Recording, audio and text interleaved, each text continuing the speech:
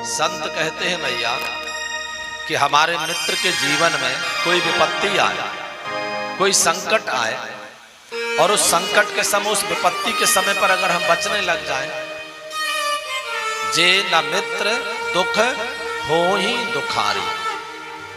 हमारे मित्र के जीवन में कोई विपत्ति आए, कोई संकट आए और हम बचने लग जाएं तो पातक भारी भारी पाप लगता है भैया। हमारे मित्र के जीवन में रज के समान भी, अगर रज मने इतना सा, इतनी सी भी विपत्ति है तो उसे पहाड़ के समान समझना चाहिए और उसका सहयोग करना चाहिए।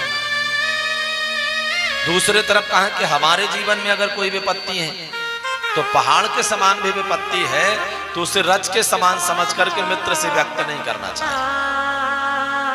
लेकिन एक बात और बतलाते हैं भैया कि इस युग में कभी भी मित्र जब बनाए तो किसी दूसरे को नहीं बनाए। मित्र किसको बनाना चाहिए भैया? स्त्रियों के लिए निर्देश है। संत जन कहते हैं कि हमेशा अपनी देवरानी और जेठानी को अपनी सहेली बनाना चाहिए। मित्र किसको बनाना चाहिए? हमेशा मित्र अपने भाई को ही बनाना चाहिए। किसी ने पूछा कि गुरुजी छोटा भाई है, बड़ा भाई है, उससे मित्रवत बिहेव कैसे करें? तो शास्त्रों में लिखा है, पुत्र अगर 16 वर्ष का हो जाए, प्राप्ते तु 16 वर्षे पुत्र मित्र बदाचरे। पुत्र भी अगर 16 वर्ष का हो जाता है तो उससे भी मित्रवत व्यवहार करना चाहिए। फिर तो संत जन कहते हैं कि मित्र हमेशा भाई को बनाना चाहिए। क्यों? इस पर भी चर्चा करते हैं। जैसे देखिए, कोई आपके मित्र है, कोई सहेली है आपकी, तो अब उससे तो आप हर प्रकार की आप चर्चाएं करेंगे, अपनी कमियां भी बतलाएंगे, अपने घर के सारे राज चर्चा करेंगे, शेयर करेंगे। अब सारी चर्चाएं हुई और माई बाप, ये कलयुग है, कैसा है? क्षण भंगुर है। इसमें कोई धैर्यवान नहीं है। कब संबंध बिगड़ जाए, किस बात को लेकर के संबंध बिगड़ जाए।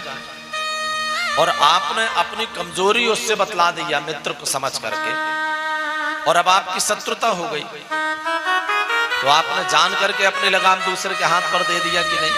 अपनी कमजोरी बतला दिया कि नहीं? और वो चाहेगा तो कभी भी आपका नुकसान करा देगा।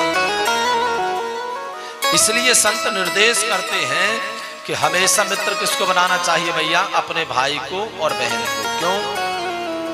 क्योंकि भाई कितना भी शत्रु हो जाएगा भैया, बहन स्त्रियों के लिए बहन कौन है? देवरानी और जेठानी। ये कितनी भी शत्रुता हो जाए, कितना भी विरोध हो जाए, लेकिन माई बाप शरीर के किसी अंग में अगर चोट लगेगी ना तो तकलीफ सबको होगी। हाथ ये वाला कटेगा तो बतलाइए शरीर में तकलीफ नहीं होगी, मन को तकलीफ नहीं होगी। ये वाला हाथ काटो, चाहे ये हाथ काटो, चाहे ये पैर काटो, चाहे ये पैर काटो, तकलीफ तो यही होगी कि नहीं? तो कितना भी विरोध रहेगा, कितनी भी ईर्ष्या रहे, लेकिन संबंध खराब भी है, लेकिन कभी वो ऐसा नहीं सोचेगा कि आपका कोई बहुत नुकसान हो जाए। इसलिए संत जन कहते हैं कि हमेशा किसको बनाना चाहिए? अपना मित्र, अपने भाई को। और संतों ने एक बात बतलाई भैया, अपना सलाहकार जीवन में अपने पिता को बनाना चाहिए। और माताओं के लिए है, माताएं हमेशा अपनी सलाहकार अपनी सासू मां को बनाएं। क्योंकि जिनके सलाहकार स्त्रियों की उनकी सासू मां हैं, जिन बच्चों के सलाहकार उनके पिता हैं, आप देखिए माई बाप को हमेशा शिखर पर पहुंचेंगे। क्योंकि संसार में कोई नहीं चाहता कि आप तरक्की करें। लोग इतना तो चाहते हैं कि भाई चलो तरक्की करो, बढ़ो, संपन्न हो जाओ, लेकिन कोई इतना नहीं चाहेगा कि आप उनसे ऊपर हो जाओ। कोई नहीं चाहेगा। वो हमेशा इतना ही चाहेंगे कि बस आप उनको परेशान नहीं करें।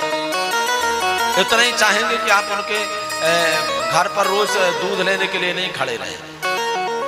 इतना ही चाहेंगे कि जैसे नहीं लोग रोज दरवाजे पर, भैया थोड़ी सा दूध दे दीजिए ना, भैया थोड़ी सी चाय पत्ती दे दीजिए ना, भैया थोड़ी सी ये दे दीजिए ना।